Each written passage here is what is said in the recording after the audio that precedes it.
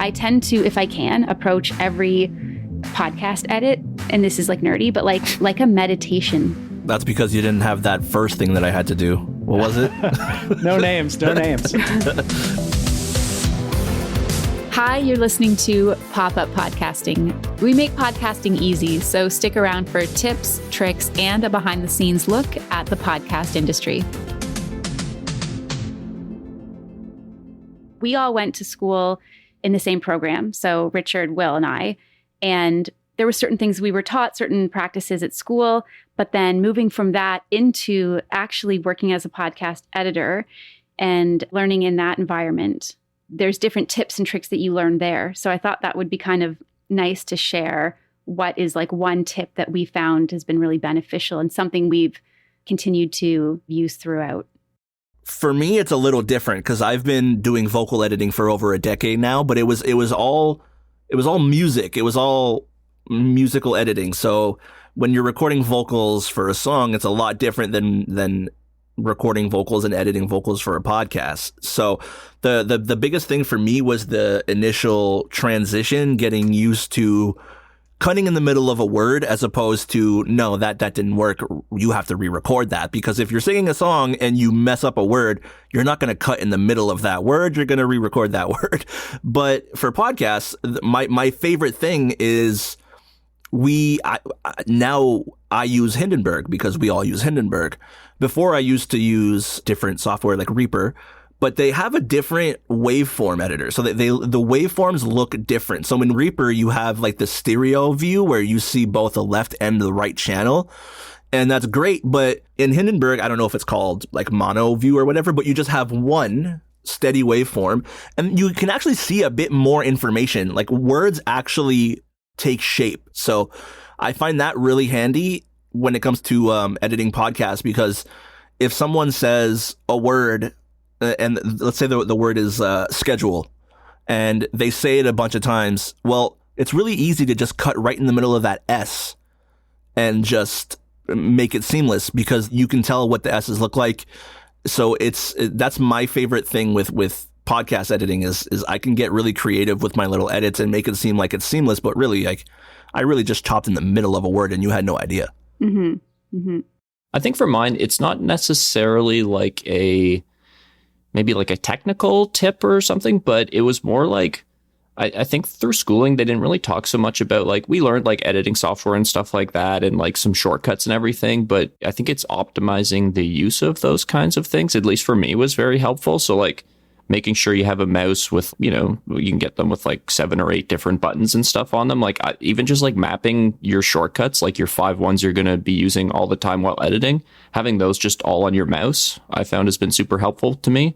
Because that way, I think it just, like, my productivity just sped up by a lot. And then similar to that is just like I like having a multiple monitor setup so I can sort of have a couple different things going at once, especially for like, if you have like edit notes back from a client and you want to have that open, and then you have your other window with, Hindenburg going and stuff like that, so you can track some of your edits. Like I think just having your setup done right, and it's not going to be universal. It's going to be different person to person, but getting that sort of optimized is going to help you be more productive and, take advantage of a lot of these, programs have great tools built into them. And then, if you're able to use them in a more sort of effective and efficient manner, I think that's overall just going to be very helpful.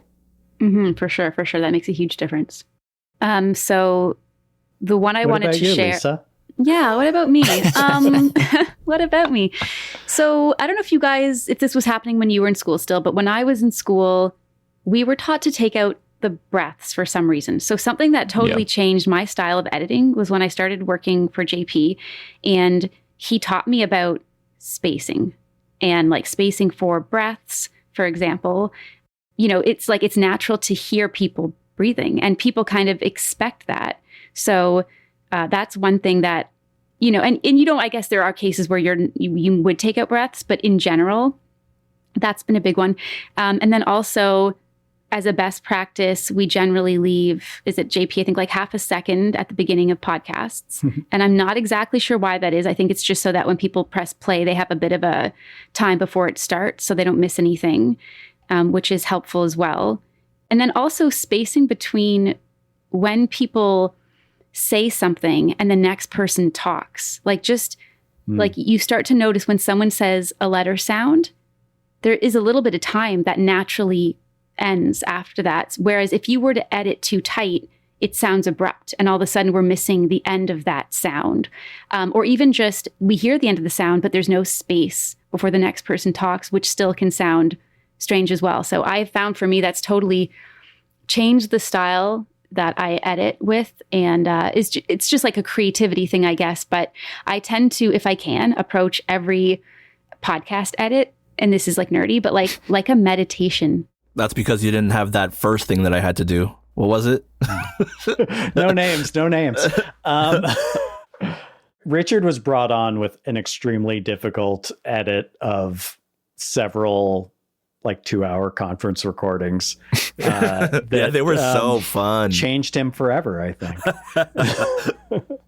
Yeah. Lisa, your takeaway was, I think, the one that, and a little peek behind the curtain, you sort of gave us that as an example of what you were going to be sharing. So it kind of, I had to scramble a bit to come up with my secondary one. On the best. Yeah. I'm like, nobody better talk about spacing, because I love it so much. It was a good one, though. In school, they didn't, because especially, schooling was more geared towards traditional radio and stuff like that. So, that's 30-second ads where they're trying to jam as many words in as possible. And you have music running under a lot of stuff too, which can kind of hide some of those more abrupt things if you are removing breaths and stuff. So yeah, the editing style that I was used to coming out of school is totally different than what I then had to do, starting the internship kind of thing. So yeah, I think that was a big difference I noticed for sure as well too. I think they're going to start implementing, as far as the radio courses, I think they're going to start implementing different editing style education, just because they're all useful. Cutting the breaths is very standard in music and in ads and big reads, on radio. In the middle of a commercial, you don't want to hear someone go that makes sense. So they're learning it is useful, but yeah, they really drill it into you to cut the breaths out in the specific program we took, and that drove me crazy because it's I don't want to get dinged on my grade for leaving in a breath that should be left in.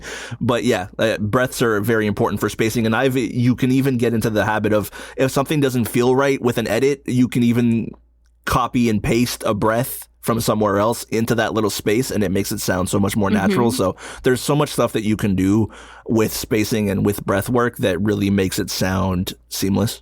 And you can also make them quieter when you need to.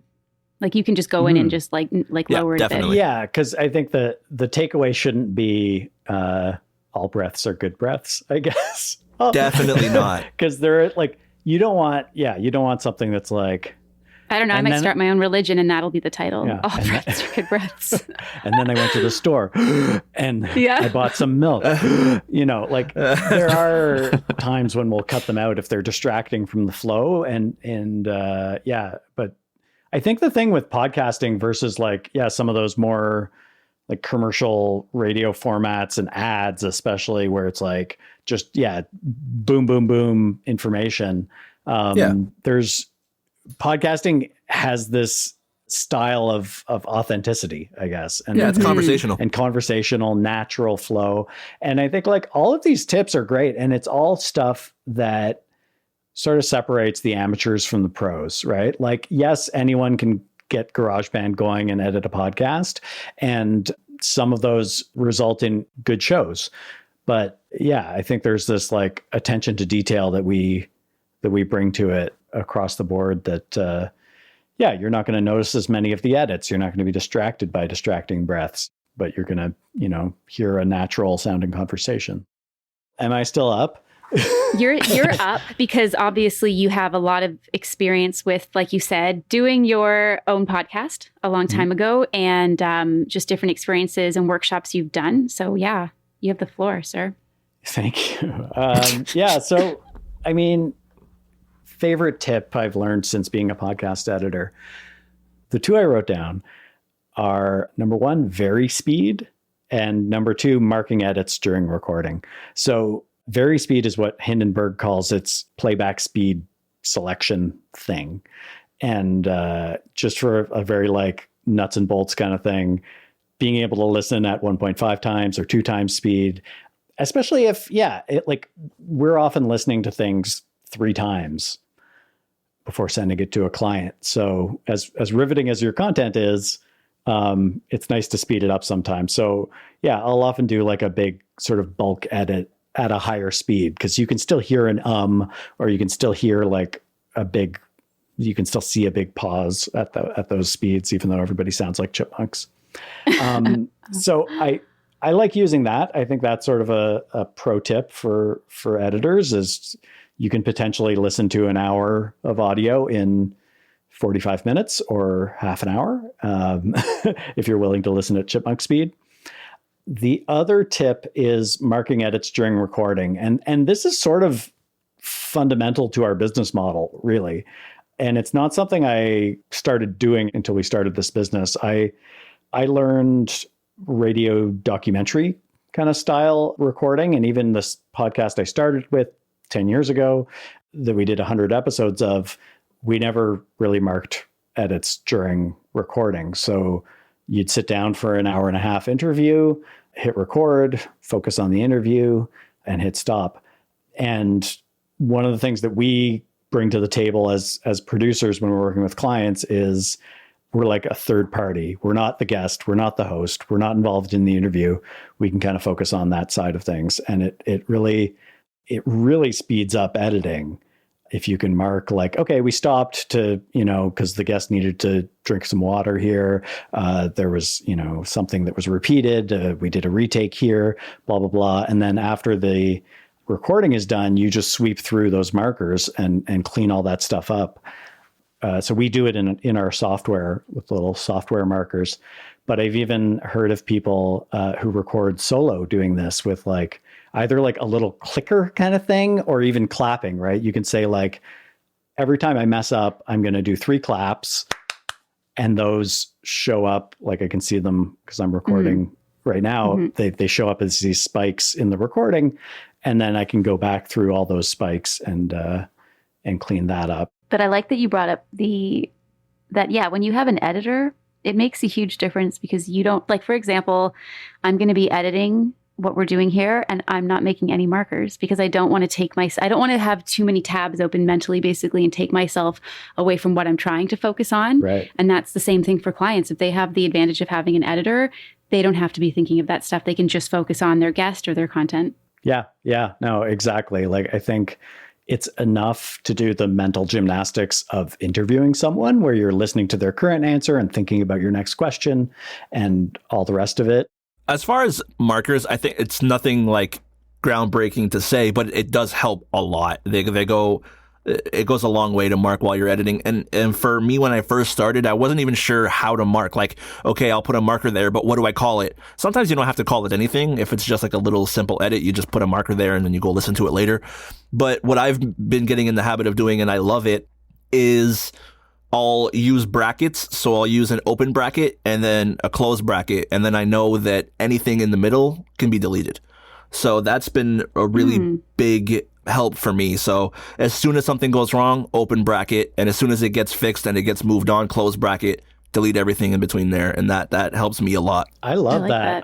I often, so a lot of the time with our clients, they like stop recording and then they start recording again because they're talking about the question or need something rephrased or whatever. And my practice is to like put a marker and name it like stop and then start. But the close bracket, open bracket is a nice shortcut. I like that. Thanks for checking out Pop-Up Podcasting, podcasting made easy. If you're interested in learning more about podcasting or starting your own podcast, you can find us at popuppodcasting.ca, where you can download our free guide, Podcasting at Work.